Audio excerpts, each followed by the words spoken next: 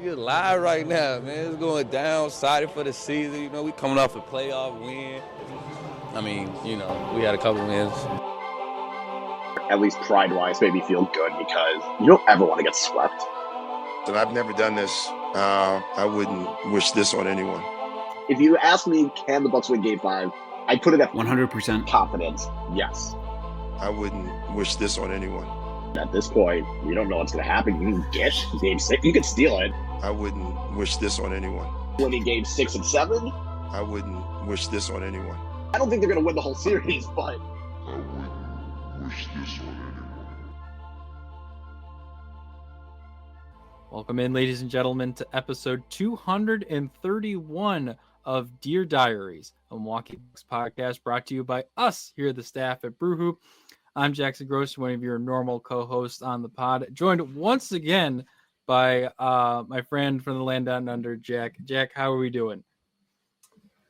Doing all right, Jackson. It was interesting week for the Bucks. They finally got a win, but some a really bad loss in there, and then a loss to Wemby. But we got a lot to talk about, so it should be a fun pod. Yeah, there's a lot to go over, so let's not dilly-dally and let's get straight into it. First, just recapping the week.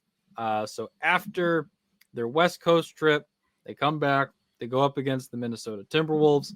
Coming into it, we already knew that Rudy Gobert was going to be out because he picked up another flagrant foul, his sixth of the year, which is automatic 1-game suspension. And then comes out later that Anthony Edwards isn't going to play either. You figured the Bucks with a day off before. Oh, this should be a good game. Bucks could have a chance to get a win here. Nope. It was a rude homecoming for the Bucks. They end up losing by 30 points. They trailed by as many, I believe it was 41 points. They were within, this is the stat, they were within 3 points after Giannis went out in the first quarter. From there, it was minus 15, I believe, and the Bucks went into the second quarter trailing by 18 and never got anywhere close. So just a really bad loss. Doc blaming tired legs, Giannis saying that they can't blame tired legs for this. So everything is going swell over there after that one. And then, get a day off on Wednesday, travel to San Antonio. Maybe get a chance to get another win against Wemby and the Spurs, but Wemby and the Spurs are actually a really good team now, and they also beat the brakes off the Bucks. The 18-point final score not indicative of how that game went. I lose the second or third quarter. Spurs outscored the Bucks 40-16. So just another wonderful performance. They were down by almost 40 points. And shout out to the bench mob for getting that one even relatively close to make it look nicer. So shout out to those guys. And then they traveled to Atlanta with another day off. 3 days off, actually, excuse me. And they get to play on Martin Luther King Day in Atlanta. They led by as many as 23. The Hawks finally figured out how to shoot threes in the second half. Nickeil Alexander-Walker with 32 points. But the Bucks escape with a big 112-110 win, especially when considered the play-in standings. After that one, they pulled within a half a game of the 10 seed with the Hawks. So big win there. Jack, what did you learn from the one of the worst weeks in Bucks basketball in a while? Yeah, it was. I don't really take much stock out of the win they got because I think it was I put in my preview for tomorrow's game that people will see when this podcast comes out that I think it was a NBA, like they set an NBA record for a worst 3-point shooting half in NBA history. Or something. 0 for 21, I think it was. Yeah. It was. I think they shot 1 for 22 in the half, which is just like insane. And so you couple that with like going down by like 30 to the Wolves without 2 of their all-stars, and then obviously losing to the the Spurs. And so I don't really know. I thought this might be a hot take, but I'm not sure because I've seen it discussed a lot on Bucks Twitter and also on Nathan Marzion and Bucks Breakdowns pod. And they were talking about, like, should the Bucks just stealth tank the rest of the season? And at this point, like, it's kind of messy. Like, and it's like, it's good to think about, but I don't think it would happen. But if I were running the team, I would absolutely stealth tank the rest of the season because, it just like, okay, like regardless of what you think should happen long term, I think like I've made my feelings known about what I think should happen long term, but that's not important. As far as like everyone goes, like, do we want to get something out of this season, or do we just want to like get destroyed in the play-in or lose in the first round in 4 games? And I have no interest in either of those options. And when you also consider that for the next 4 drafts after this coming draft, there will not be the option to get a high pick, I don't believe. Yeah, because 27, 28, they threw into the Chris Middleton trade as a re-swap. So they'll get the least favorable of their own Washington and Portland. Yeah. And then 29 and 30. So yes, the next 4 drafts. I don't know which ones are swaps and which ones were unprotected, but yes. Yeah. So I think next year's is owned by,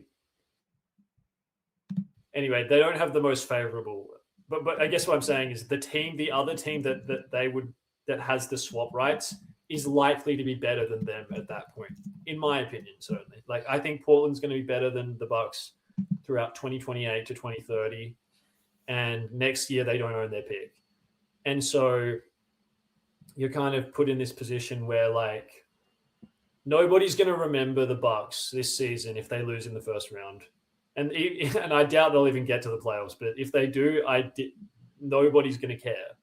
But 5 years from now, we could look back on this moment and think, oh, they got freaking some stud in the draft, and that really changed the trajectory of the franchise for the next, like, decade. And that move that they made in the 2026 season to tank, yeah, that was a pretty smart move, wasn't it? And so yeah, I'm like, I would be exploring a stealth tank at this point, and obviously, like, Giannis would have to be in on it, assuming he wants to be with the franchise long term. Mm-hmm. And I wanted to talk about the details. I think people mostly know the details of the swap, but just to update people, they're a swap with the Pelicans, right? And yes. The Hawks own, but the Hawks own the Pelicans pick, but it is the Pelicans who are the other team. And so the only requirement for the Bucks tanking is that the Pelicans remain bad. If the Pelicans go on like an 8-game win streak, then you've got problems. Okay, but like that doesn't seem all that likely. Wouldn't you say, Jackson? Yeah, I don't think the Pelicans are going on an 8-game win streak anytime soon. So crazier things have happened, but even then, like in the middle of January, even early February, like they could easily go on another big time losing streak, and that 8-game win streak won't even matter. Yeah. So I've written a few notes down. Like, I'm pretty sure I don't know this, so don't quote me on this, but like, if you are the worst team in the league, like if you have the worst record, I'm pretty sure you have a floor of like pick 6. I'm not 100% sure on that, but I know you can jump up from like pick 9 to pick 1. Well, I mean, the Mavericks were pick 13 and they jumped up to 1. Yeah. Basically, anyone but 14 can jump up to 1. It's like with a decent shot. Yeah, and I'm pretty sure I've heard that like if you're in the bottom 3 in odds, maybe it's like pick one. I can't remember, but I'm pretty sure if you're in the bottom 3, you have a floor of like 6th. I think That would make sense, but yeah, I don't know either. Yeah. So, but the argument against it is like, oh, if the Bucks tank and then they give up the number 1 pick because they tanked and they got like, let's say they have the 7th worst odds and they give up the number 1 pick, the pick that they would still get in return, if what I'm saying is correct, and for this year, yeah, okay, just making sure. Yeah, so let's assume the Bucks tanked to 7th, and their pick jumped to number 1, which would mean that they give up the number 1 pick.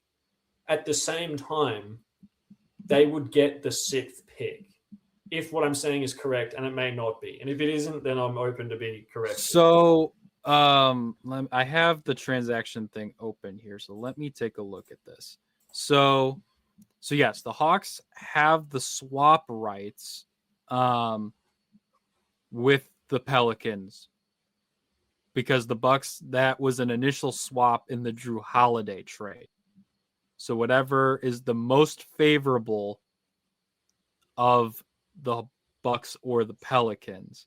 And then, yeah, so like you said, so the Bucks could get 2, but then I think they get, it's so confusing how like these so I'm not work. Yeah, I'm not really talking about like, so yeah, I'm just talking about the pick itself. Like, I don't really care which team it is. Like, I know it's going to be the Hawks who get the pick, but and they'll get the most favorable. But I'm just saying, I'm pretty sure I've heard that like a bottom 3 odds pick has the floor of falling to 6. Yeah, I may be off about that. So I guess what I'm saying is, let's game this out. Let's say they go all in for the play-in. We want to get the 8th seed. We want to get destroyed in the first round. Cool. All right. I think that's stupid, but yeah, let's say they do that, right?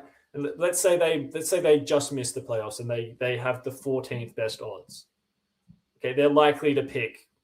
They 14. Are likely, if you're not the Mavs, they are likely to pick like 14th or 13th, right? Yeah. So, and what I'm saying is, even if in the worst case scenario, let's say they tank to the 7th best odds, they give up their pick because it ends up higher than the Pelicans pick, which is not likely, but it is a possibility. Yes. They would still get pick 6, or let's say pick 6. Let's just say that. And instead of getting pick 13. So like, even if they gave up their pick, it's still going to be a higher pick than what they would if they kept their pick and then went for the playoffs. So I guess what I'm trying to say is I understand the risk of tanking and like giving up the pick.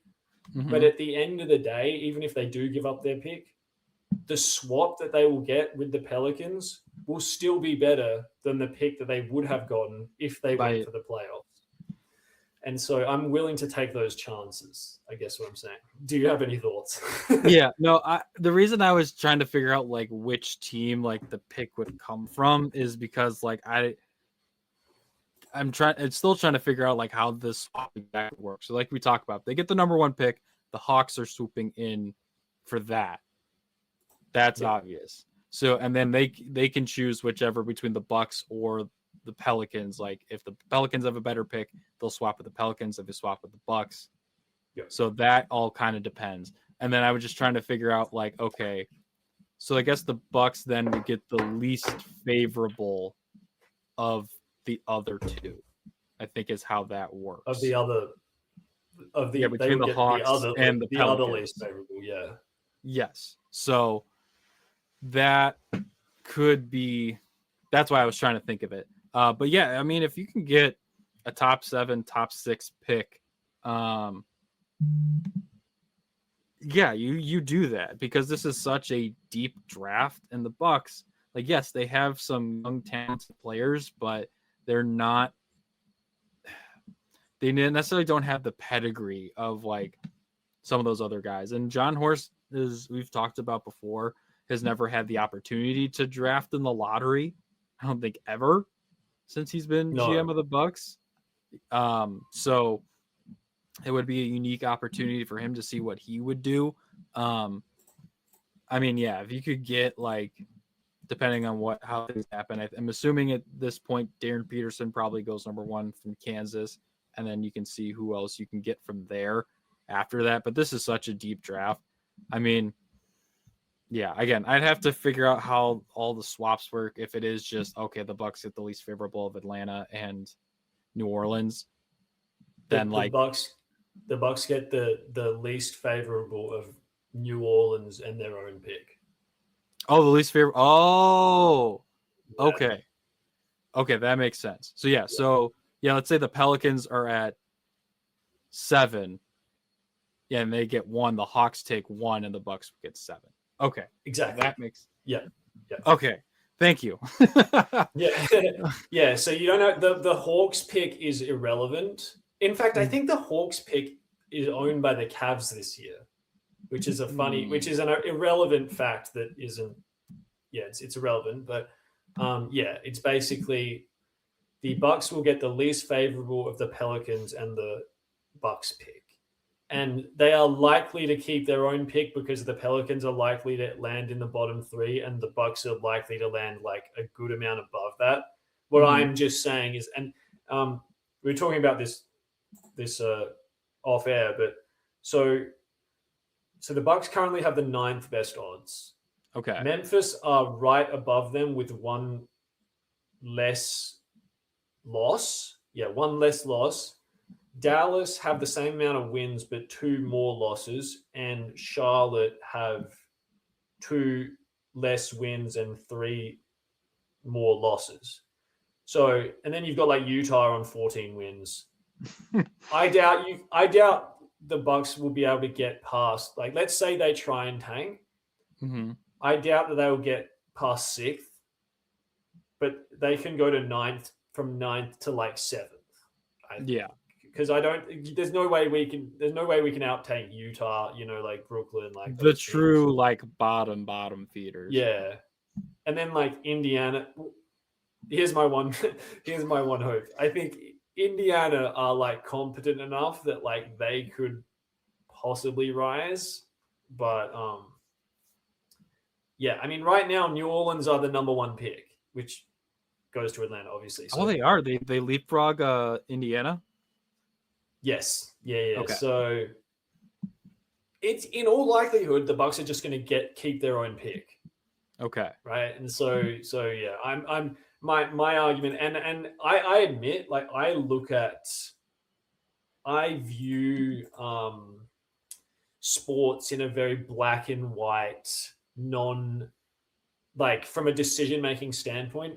When I'm watching the game, I can get a little bit emotional, but from a holistic view, I am much less of like I want to watch the team because X player plays or whatever. I'm much more like, what is the end result and how do I maximize the upside of getting the best end result for the team? And so I personally am like a proponent of a stealth tank, but I totally understand people who are like, no, like I just want to like watch the team win games and stuff, even if you can see that like the likelihood of the team doing anything this year is like very small, basically.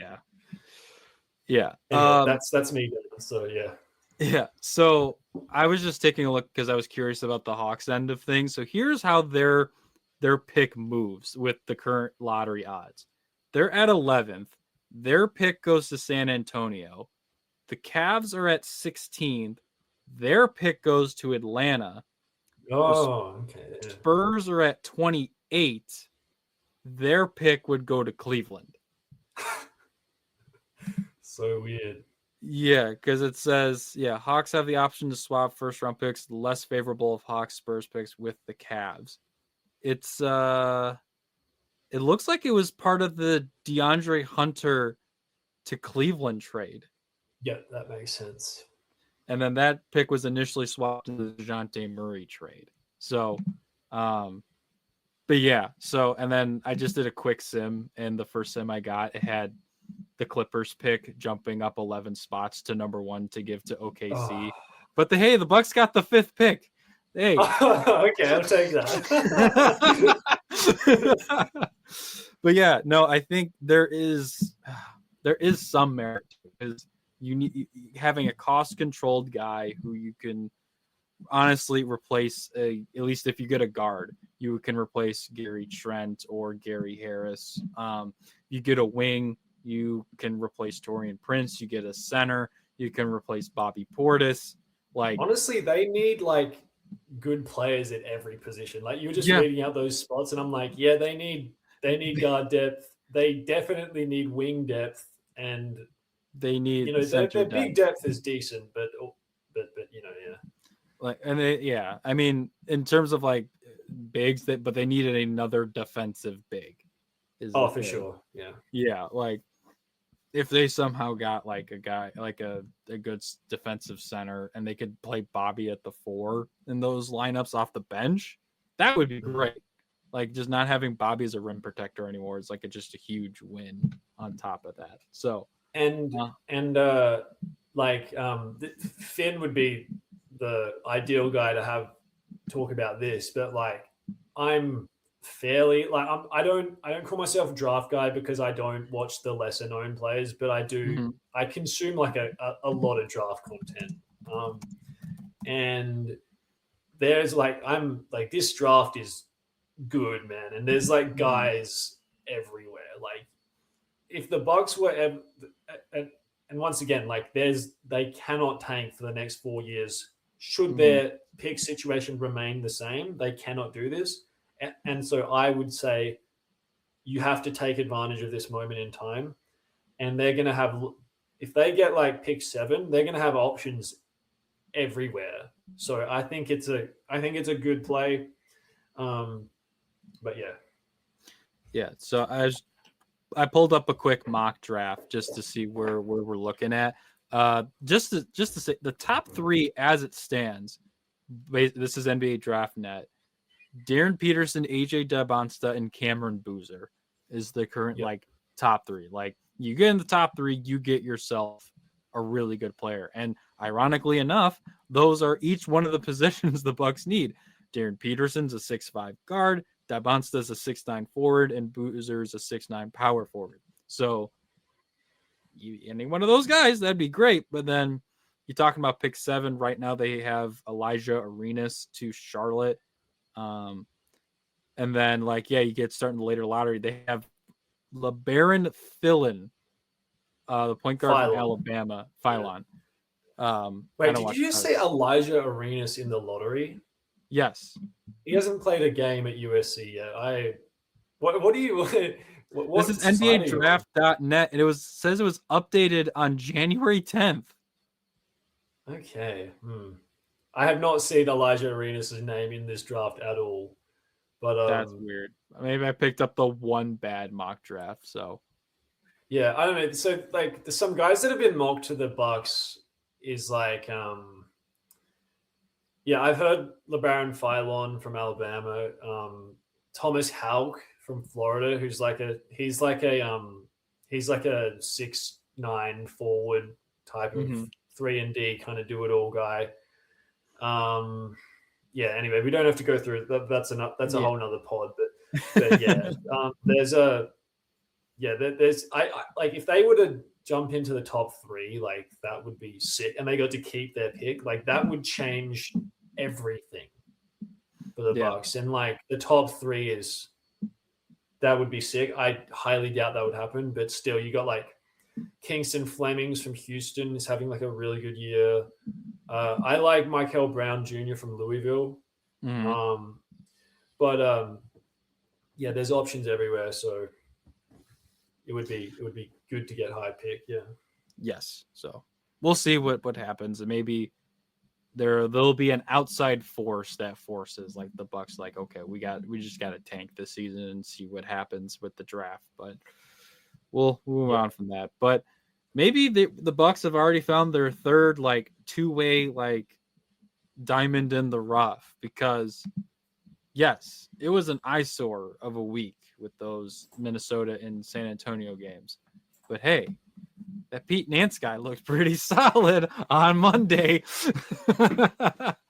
Yeah, he finished. Let me see, pull up his stat line real quick. I know he had at least 5 points in that one. He scored his first points and his first 3 of the season. So shout out to Pete Nance for that. Yeah, let me take a look here. Yeah, so he had in 15 minutes, easily the most he's played all season long. He had 5 points, 4 rebounds, 2 assists, a block, 2 steals, and was second on the team at plus 13 against the Hawks, albeit very limited minutes, 15 minutes. But again, I think he brought a lot of what the Bucks have been needing. And Bucks Breakdown talked about this on Twitter too, that he's a really good cutter. His just by him moving in the half court is opens things up for the Bucks shooters, because then like, okay, the defense has to rotate to like move around to protect the cutter, and then that opens things up for the shooters. Yeah, so I think maybe, I don't know if he's going to get much more than 15 minutes. I expect maybe 10 to 15 if this keeps working. But yeah, I just think that, I don't know, I can't say that definitively. They found their another two-way diamond in the rough, but for being pressed in the surface after spending most of the year in the G League, I think he had himself a pretty good day. Yeah, I was just looking at his G League stats. 20 points. How many? 6.7. No, 8 rebounds, 4 assists, 1.3 steals, 1.4 blocks, and he's shooting 46.2% from 3 on 5.6 attempts per game. Like, so he's been putting up numbers in the G League, and I think like people were noting this in like summer league, but he just like knows how to play. He doesn't try and do too much, which can be an issue, like when guys try and like come up to the big league and think this is their chance to like become like Michael Jordan or something, and like he just he played a really good game. I will admit I didn't watch yesterday's game in full, so you're probably better equipped to speak about his game, but I did see clips and then also highlights. I watched like the first quarter and then like the last quarter, but I mean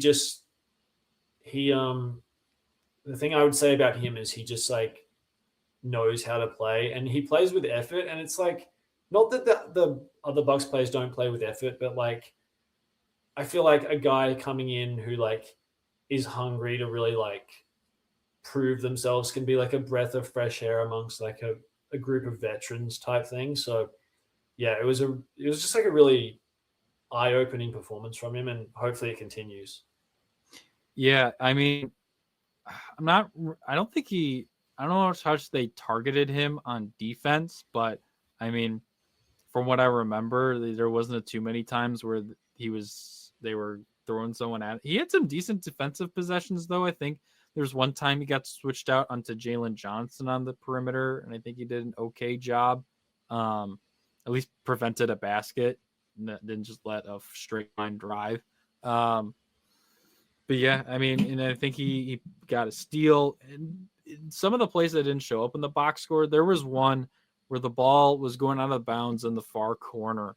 And instead of going for the ball, because one of the other Bucks players was going for the ball, he kind of like pivots himself to like face where the ball is going to come from. So that way he can just catch it and then hand it back off to a ball handler. And it just small plays like that to like, you get the loose ball. And that's something outside of just rebounds in general. That's something the Bucks have struggled with, is the 50-50 balls and getting those type of plays. So, and especially in a game that ends up being a 2-point difference, those type of plays can make or break a game. So it was nice to see it was nice to see that kind of play from a Bucks player. And I hope he continues to get more of an opportunity. And again, not expecting him to score a whole ton or be a big contributor off the bench, but just bringing effort and giving other guys a break from time to time. Yeah. I mean, I honestly don't have, I agree with everything you just said. I don't have too much to add. I've got nothing. He's a good player, and hopefully he continues it for sure. Yeah. And I just think when you bring up his G League stacks, like if you shoot like 46% from three on 5 attempts, like your shot is NBA ready. Like there's no like you see like sometimes guys will put up numbers in the G League, like noted law respecter Antonio Blakey. But yeah, but sometimes that's just kind of a flash in the pan and doesn't translate. But for him as a big, at least a bigger guy, I think that does translate a little bit more. For sure. By the way, I did just want to add, just on my one, I forgot to mention, if the Bucks do tank, what it's like, what would they do? What would they do differently from what they're doing right now? Is just because like number one, keep Doc Rivers employed. Number two, I mean, I don't know. You probably like it, I can't believe I'm saying this, but like sell high on Bobby Portis because he's like really helping them win right now. Yeah, I mean, I think you sell high if they're really going for the tank heading into the trade deadline. You sell high on Bobby Portis. Maybe you squeeze out some second round picks, maybe 2 if you can, and then you see if anyone wants to throw second for like Gary Harris, because I'm sure he would be a guy for a contender. And then probably you keep Kyle Kuzma because he'll be an expiring contract next year. But then at that point, you don't really have any other salaries to trade to combine because you literally traded your 4th highest paid player in Portis, and then everyone else is $5 million or less. So it complicates things. Anyway, I just wanted to add that. I thought that was funny. Like, all right, let's tank, and then it's like, well, they're already losing games, so just keep the gang together. Yeah. My question, I just remember the question I was going to ask. Like, is there a fear like that you would have that like the Bucks would try to package that pick with like a Kuz, Bobby, and like Ajax or something and go get a guy? Yes. Yeah. I mean, I'm against trading a pick in this like mid-season. I'm against trading any of the picks. So that's definitely a fear. Well, no, I'm saying like once the pick is decided. I'm not saying this season. Oh, sorry. Like once the pick, like the lottery happens and they're in the lottery. Let's say they pick 7, and then they trade the guy. Yeah, absolutely. Yeah. I hate that idea with the fire of 1,000 suns or whatever the saying is. Yeah, the fire, the fury of 1,000 suns. Yeah, the idea of like a team that has very few like future, like AJ Green, Ryan Rollins, like is KPJ part of the future? I don't know. Like so for a team with very few like future guys to trade that pick seems kind of asinine to me, but I don't know. I'm not running the Bucks. No, that is an option, but that also does worry me. Like if this was the problem is it's a double-edged sword with it because like, yes, this is a deep draft, that pick is going to be more valuable to trade. But then like, oh, I don't want to trade it in such a deep draft. I'd rather trade it in a weaker draft, but then that makes the pick less valuable because it's a weaker draft. So it's a never-ending circle with that. But yeah, I think if they end up with a top 7 pick somehow, some way, I think they keep it and they should draft somebody. I think it's like 10 or outside the top 10. maybe then you look to like move it down to get like a later first and then maybe like a future first, something like that. Yep. So, but yeah, team, do not trade the pick unless it's outside the top 10 and you get more future draft picks. So that's the name of the game with that. Speaking of trades, more trade candidate time because we're just rolling in them right now. We'll go ahead and start it off with yours, Jack. You just, I believe it was today. You just said, or no, not today, a couple days ago. With Miles Bridges. Make sure if you were listening to the podcast now, pause it. Make sure to go ahead and read that article in full. But what were you able to like glean in like doing the research on Miles Bridges and how you kind of think he fits with the Bucks? Yeah, I think like of a lot of the candidates that we've done, like he's one of the better fit. Like if they could get him for just like Kuz and Ajax, I would do it. And that's basically the only and this is assuming they don't tank, obviously, but yeah, he's just a basketball player. Obviously he's got off-court stuff just like KPJ had, which we don't love. But as far as him just as a basketball player, like he's a primary option, and like he can pass, dribble, shoot at a decent level. He rebounds, he passes the ball, he doesn't turn on. He's nearly got a 2-to-1 assist to turnover ratio.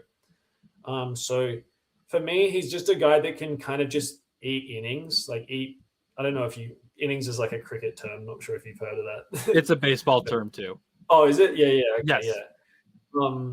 Yeah. So he can just kind of eat innings, and he'd be a good guy to have in the non-Giannis minutes and stuff. So, yeah, I was a big fan of him, but like I mentioned, the mechanics of like how do you satisfy Charlotte is like really tough with him, because he's like one of these ones that he's on a good contract and he's a solid player. So the Bucks have to give up stuff, but the Bucks don't. Like you're not trading a future first for him, and they don't have any seconds because they traded them all for Jay Crowder. So I was gonna say the Jay Crowder trade strikes again. Yeah, I mean it's and he's got a downscaling contract. He makes $25 million this year. He'll make 22.8 next year. So he's kind of like that similar contract to Kuzma. Yeah, just from what I've seen of him from time to time, whenever the Bucks have played the Hornets, or when I was growing up and the Bulls or whatever, or maybe not when I was growing up, when I was like in middle school and high school, when the Hornets would play the Bulls, he always seemed like a good player. There were some times, he would have some really good shooting performances. And yeah, even just having that bigger body, and yes, it stinks to lose Kuzma in this, at least in the dream scenario. If the Bucks are trading for a wing, like you're getting them to like replace Kyle Kuzma now in the starting lineup, so that way you can have Kuz off the bench. That would be like somehow be the dream scenario. It just stinks because your highest paid trade chip that you're actually going to trade away, and Charlotte's not going to take Bobby and Ajax for that. So, and then obviously if the Bucks are not trading KPJ, Rollins, Green, all those guys, obviously. So it becomes a hard thing to calculus. But overall, like if you have to sacrifice Kyle Kuzma for like a Miles Bridges, I'm okay with it. And I think again, the main goal with trading for wings especially is to relieve ball pressure off of Giannis and the other guards, so that way they are not always the primary initiators in the half court. And so I'm not saying Miles Bridges is like I don't even know what a good I'm not saying he's not even Sean Marion. I can't even think of like a type of point forward, but at least he can create, and I think that would be a big help. Any extra offensive punch this team can get in terms of ball shot creation is huge. Yeah, they just need like this is a problem with the team, the Adelaide 36ers, ironically. A massive problem with the team that I support is they need guys who can get north-south. You know, you've got like, obviously Giannis, but I think Rollins is like their next most steady guy. And then like KPJ can do it, but he's also going to turn the ball over a lot. And Kuzma, same thing. Like he tries to do it, but it can get ugly some of the time. And so, yeah, just guys who can get into the paint and like play with power, I think is what I'm thinking with him. Like he's just a powerful player. Like I mentioned in the article, like he's guarded Giannis for most of the matchups that I can remember. I want to say either him or like Diabate. I feel like for the past few years have guarded Giannis, but he's one of my favorites that we've looked at.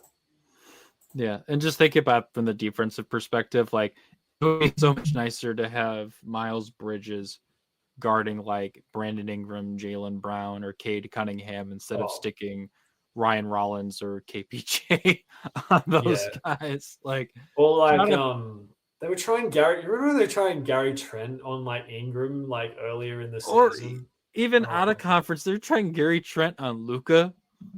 Oh my god, yeah, bad man, yeah. That was not not good. But yeah, so that was I like the overall basketball court wise. I like the idea of Miles Bridges. Everything else, maybe not so much. And just as a fun thing, having Kyle Kuzma and LaMelo Ball on the same team would be iconic for fashion. Like you're gonna get all the designers to go out to Charlotte. Like remember that clip of like Stephen A. Smith saying like all the chefs are going to New Orleans for Zion? Oh yeah. All the fashion designers are going out to Charlotte for LaMelo and Kuzma. Yeah. LaMelo, I don't even like. Imagine if I tried to dress like LaMelo. That would be that would just be like the most widest thing ever you've seen. No, we should have you get the pink Kuzma sweater. The one with like the long arms. Yes. That's such an iconic meme at this point. If I didn't think like he was actually gonna stay, because I don't know if the Bucks make a swing that big, we should have like a bet for like if Kyle Kuzma is still here at the trade deadline, someone has to buy the pink sweater. Not you the have to turn pink up sweater media in a pink sweater, I say. I have to go to a game in the pink sweater. Yeah. Oh my god. I'm Send sure through the pictures. Yeah. I'm sure the Bucks media people would love to see me in that. A couple more things I wanted to talk about real quick when it comes to trade candidates. We had another one come out, and this is for the biggest trade chip at this deadline. At least for players who are actually going to play, because who knows? Because maybe the Warriors will trade Jimmy Butler now to kind of get someone instead. They said that is an option. He's obviously out for the rest of the year with an ACL injury, but we'll see, monitor that. But the biggest one is Michael Porter Jr. He's playing like at an all-star level, averaging over 25 points a game. I think he's top 5 in the league in catch and shoot threes. I think he's taking like, I want to say 7 catch and shoot threes a game. So really good off-ball scorer. But as we know, with him being the best trade chip on the market, the Nets are going to want a first-round pick. I think we've talked about this before, your reluctance to give up 2031, and I think that's kind of been the prevailing wind as of late. But just overall, would you even give up that pick in any sense, even if it was top 6 protected? Would you give up 2031 to get Michael Porter Jr.? To get MPJ, I like, let's say the Bucks had all their picks, and they didn't, like they had like the ones coming up in the next few years. I would give up a first for him, but it'd have to be like in the next 2 years. Yeah, 27 or 28. Yeah, exactly. So I think like I would do that, but the fact that they don't have those picks, yeah, I just don't think he moves the needle enough for the Bucks to give up the 2031 pick or the 2032 swap or whatever it is. So I'd be a no. But yeah, his fit on the Bucks would be like pretty damn good. He's not a north south guy like Bridges that we talk about. Like he doesn't really get into the paint, but like his ability to like work off screens and post off smaller players is like what he's done in Brooklyn this year has been like nothing short of spectacular.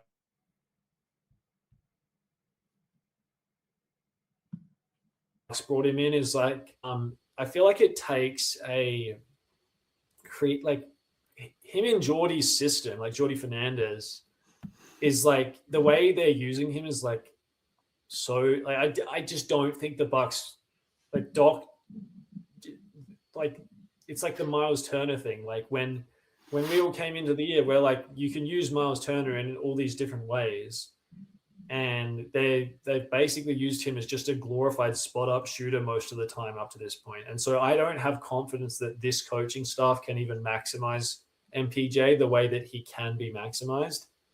And I think that has to come in as a consideration too. I like Doc does not make guys better in my view. He either plateau or get worse under Doc. So yeah, that for those reasons I'm out, but there are scenarios where I would be in. I just don't. They're not present at this moment, I guess.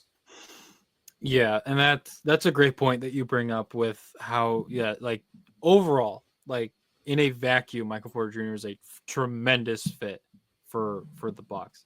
Like you said, the problem is that this coaching staff, and particularly Doc Rivers, does not have that quite of system to utilize the best out of him, where you're giving up that level of an asset in that 2031 pick, even if it does have some sort of protections, or you're able to just do it in a swap where you still keep that pick overall.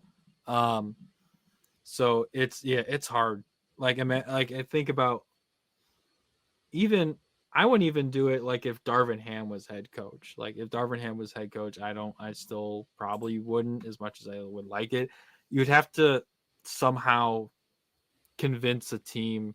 The problem is there's no convincing a team to give up a first on the Bucks' behalf to get Porter if they're not getting Porter. So it makes that even more difficult.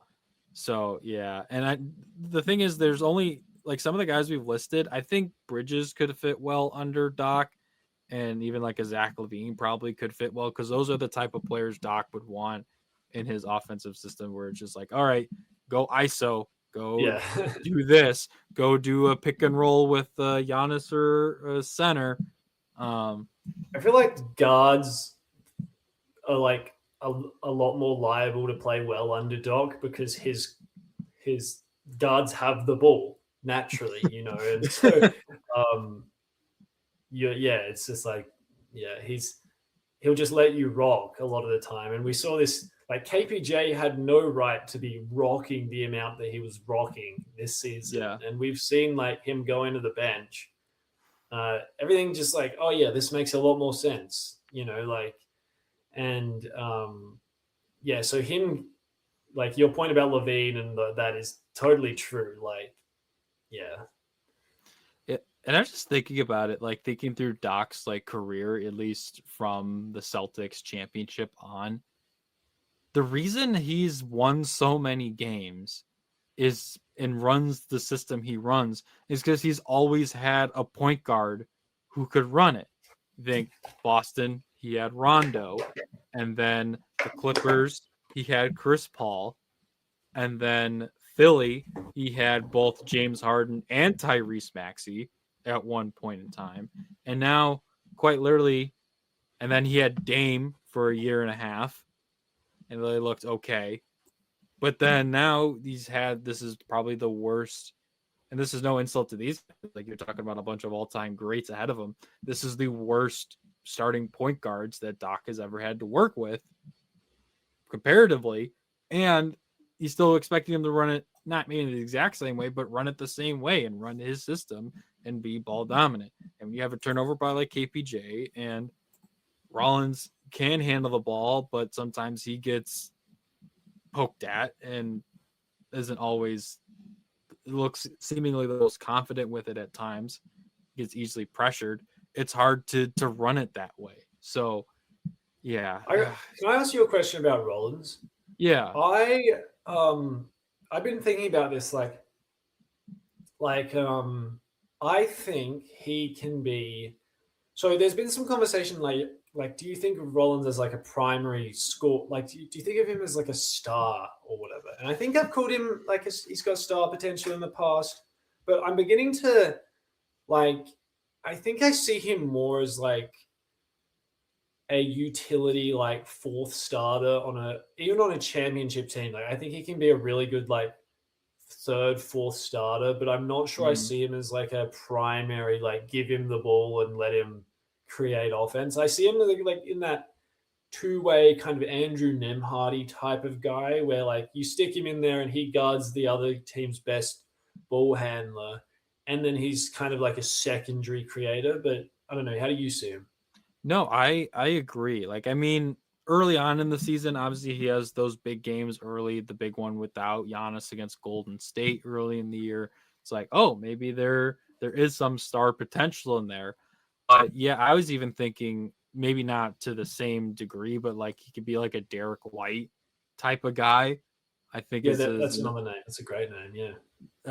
I think that's kind of like the max ceiling for a guy like that. I think Derek White is the best like third or fourth starter on a contending team in the league, at least especially as a pointed attack guard defender. Yeah, I think that's best where Rollins is suited, where he's not the second option on offense and trying to create. He's better if he's the third or fourth guy where he can occasionally get a drive to the rim or he gets an open three. I think that's where he's better suited in those areas. So yeah, I really agree with you. Yeah, sorry, Kyle. It was really interesting. Like, I was just thinking, like, you would, so like Peyton Pritchard, for example, he seems like a sixth man, whereas Rollins seems like a fourth starter to me. And I think that's really interesting to think about. Like, I think because of Peyton Pritchard, his ability to like bring firepower as soon as he steps on the court, whereas like you're not getting that. But also, he's not like he's better when your stars are off because he can kind of take the reins of the offense. But also, he's not giving you that same defensive impact that Rollins is giving you. So it's like whether you think Peyton Pritchard is. It's just so interesting thinking about roles in the league because whether you think Peyton Pritchard is like better than Ryan Rollins, I think that Ryan Rollins is a starter and Peyton Pritchard is a bench piece.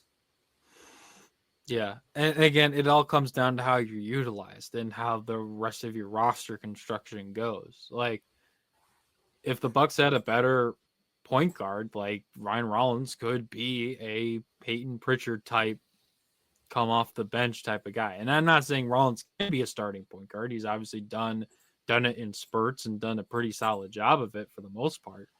But like imagine again, and let's say hypotheticals, Dame doesn't get hurt and you still have Dame and you have Rollins as your backup point guard, and you can allocate your resources elsewhere and maybe not. I mean, they probably still bring back KPJ anyway, but there's some different things you could potentially done as well. So yeah, just thinking about those things. Yeah. No, I got nothing else. Yeah. All right. And then last one I want to talk about, because this did come out in a report the other day from Michael Scotto, that the Bucks have been linked to a trade with the Sacramento Kings that does not involve Zach LaVine. I mean, they've been linked to that, but there's other ones that there's been potential trade discussed where for Malik Monk, I think, and or for Keon Ellis with Bobby Portis and an unnamed minimum contract player. I'm not sure what else the Bucks would have to include, but maybe you could get that done for a 2-for-2, just because Malik Monk has 2 more years left on his contract after this year with $20 million and $21 million due. I think I think Keon Ellis would be a nice bench wing, and you could still keep Kyle Kuzma, or you could ship him off in something else, maybe something that I have coming down the pike that I'm not going to spoil. But yeah, what are your thoughts on potentially adding both of those guys in a Bobby plus minimum guy or something else on top of it potentially? I like it. I would. So yeah, it's really funny. We talk about like Levine and like some of these other kind of like scoring guards that are like not good defenders. Like I think this is like a good happy medium between like getting a guy who can work in the pick and roll and kind of score, self-create in like Malik Monk, and then like a solid like I feel like his star has fallen a little bit in like the last year. Like I don't think Keon Ellis has played as well as he had been like before, but not that I checked his stats. But yeah, I like the mix, the yin and yang that those two would provide, and I actually might like it more than a Zach LaVine trade, if I'm being honest. Mm-hmm. So yeah, I'd be all in, assuming again that they don't take my wonderful tanking route. Yeah, Keon Ellis his minutes are down from last year. His points are down. His rebounds are down. Assists are down. Steals are down. Blocks are down. He's shooting 38% from the field, 35% from 3, and 63% from the free throw line. 2024, he averaged 8 points, 2.7 rebounds, 1.5 assists, 1.5 steals, almost a block per game. 48% from the field, 43% from 3, and almost 85% from the free throw line. So, yeah, talk about star falling a little bit. I mean, if it's another value guy the Bucks get and kind of turn him around, like getting him for Bobby Portis and a minimum along with Malik Monk to bring some more scoring punch off the bench, and then maybe you throw in outside of, let's say they throw Cole Anthony in there to give the Kings another guard. Maybe they're willing to take on Amir Coffey and the Bucks get like Precious Achiuwa as their new backup center, take care of that immediately. I think that could be it'd be a weird 3-for-3, but I think that's something that could get done. Yeah. I mean, I like it. Yeah, it doesn't feel to me like they need like. It feels like they need quantity over quality, if you get what I mean. Like it feels like they need like just more guys who are helpful winning basketball players than like an injection of like a high volume player. The Malik Monk thing is weird because we just spoke about Keon Ellis, his star is falling, but Malik Monk has been getting DNPs all season. Which is like also a really weird development. I think he's been injured a fair bit too, but he's been getting DNPs like in the last month. And like, he's always been a guy that I've kind of really liked, but maybe I haven't been paying enough attention. So yeah, I mean, they're kind of selling low on both of those guys, and both of those guys are like guys that I've really liked. So yeah, I'd do the deal. Yeah, I mean, Malik Monk has been pretty good in Sacramento. I mean, he had that 1 year with the Lakers where he was okay, and then he averaged 17 last year, and started 45 games. So, yeah, I mean, if you could get 2 of those guys and then Achiuwa as just a throw in to make sure that you have like an actual backup center and you're not relying on Jericho Sims to to be your everyday backup center, I think that would be great. But yeah, just lots of juggling balls in the air when it comes to the Bucks. Because funny enough, Michael Scotto said that it feels like the Bucks have been linked to everybody and their mother at this point in the trade season, and it makes sense. The Bucks need to add something to get this this thing back on the rails. So we'll see what they end up deciding to do. Let's go ahead and move on to our game predictions. It's a 3-game week. When you guys are listening to this, the Bucks will have the Oklahoma City Thunder today on Wednesday.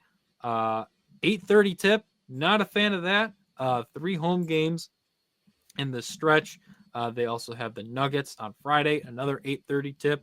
Pray for me after that. And then they have the Dallas Mavericks on Sunday at 6 o'clock. So with 3 Western Conference teams making their way to what is potentially going to be a very cold Pfizer Forum, how do you think the Bucks do this week? Oh, yeah, that 8:30 tip is weird, isn't it? Really weird. Wednesday, I know, is like their NBA rivals on ESPN. Oh yeah. I don't know about Friday. Funny joke about that coming up in my preview. Yeah, because I think the other one was like Hornets and somebody else is like the early game. Right. Yeah. So it's dumb.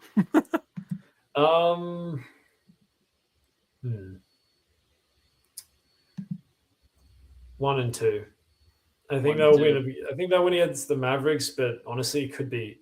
They're going to lose against the Thunder, pretty sure. And then the Nuggets. Nuggets did lose to the Hornets recently.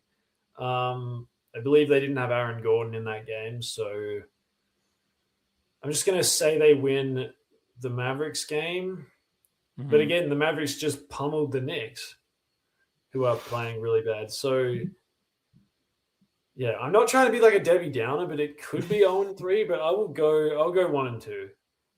Yeah, I feel like that one makes the most sense. And like, here's just some of the other games like they could like is the rivalry week. It's Cavs Hornets, and then they got some good ones in here. That's the other game on ESPN at least. But then they have Pacers Celtics, okay, Nets Knicks, Grizzlies Hawks, Pelicans Pistons, Raptors Kings. So yeah. I don't know if it's just those ESPN games count as the rivalry generated. They just went on to ChatGPT and were like, give me Charlotte versus Cleveland. The Bucks playing like the Pacers or someone is just really like what? Like I get that we met the Thunder in the Cup last season, but like there is no rivalry. Yeah, like heck, you could have picked any of the other 4 teams from the Central Division, and it would have made a heck of a lot more sense. Like you could have picked the Pistons, the Bulls, the Cavs, any of those other. Weird. You could have picked any of those teams, and you would have been fine. But the Thunder and then Cavs Hornets is your other one. Makes no sense either. Anyway, I'm gonna go. I'm feeling a little spicy. I'm gonna say they're gonna go 2-1. I definitely agree they'll take out the Mavericks on Sunday. But the Thunder, yes, they got that big win. I think it was over. Was it Miami? They got a big win recently. They actually lost to Miami by 2 points recently. So that I knew. But there was another game I think they played against Miami after that. Oh, no, it was Cleveland. They played Cleveland. That's who I was thinking of. Yeah. And they won by 32. But they've been really up and down. They're banged up a little bit from what I remember. So I think that's a one where, especially with the weird tip-off time, maybe the Bucks are at home. Thunder, I guess they were in Cleveland, so it's not that far of a trek for them, and both of them have had a day off. I think that's one the Bucks could get kind of as a bit of a shocker game. But again, I wouldn't be surprised if it ended up turning out like it did against Minnesota or San Antonio. So we'll see. And then Denver, I think Denver, they lost to him earlier in the year without Jokic. I'm not confident in them taking advantage of teams that are slightly depleted, but the Thunder have been kind of in a funk for the last couple of weeks. So I'd give them, if they were going to go 2-1, I'd give them the best shot against OKC, which is crazy to say. But definitely, I think we both agree that the Mavericks is the best chance they have to win this week. Yeah, the Thunder will have they'll be without Jalen Williams, and also the big one is Isaiah Hardenstein, and he's always been like the Giannis guy. So there's opportunities to win all three of these games. But as we said, the Bucks have given us no confidence that they should be like, oh yeah, the other team's missing like key players, like tick the Bucks in for the win. Like nobody thinks that. So Chet Holmgren, get to the weight room, my friend. So yeah, we'll see how all those games turn out. So now it is time for our miscellaneous section time.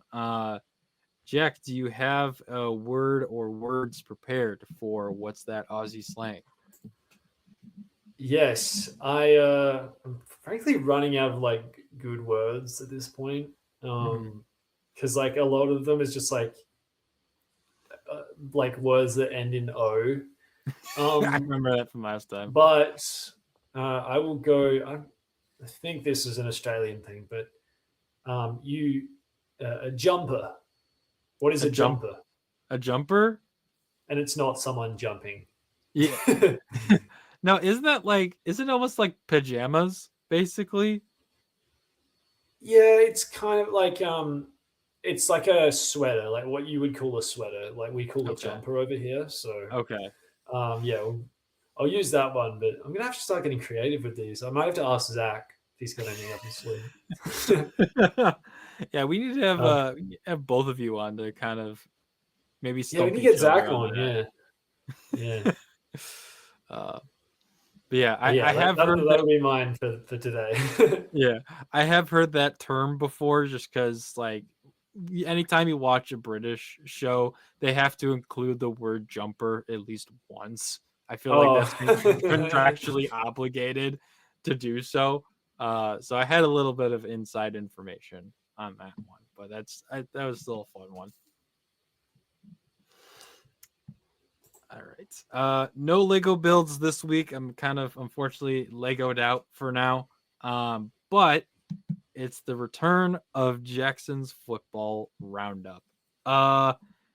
Unfortunately, I will not get to watch the Chicago Bears for the rest of this season because their season came to an end on Sunday night in snowy Soldier Field. They lost 20-17 in overtime to the Los Angeles Rams.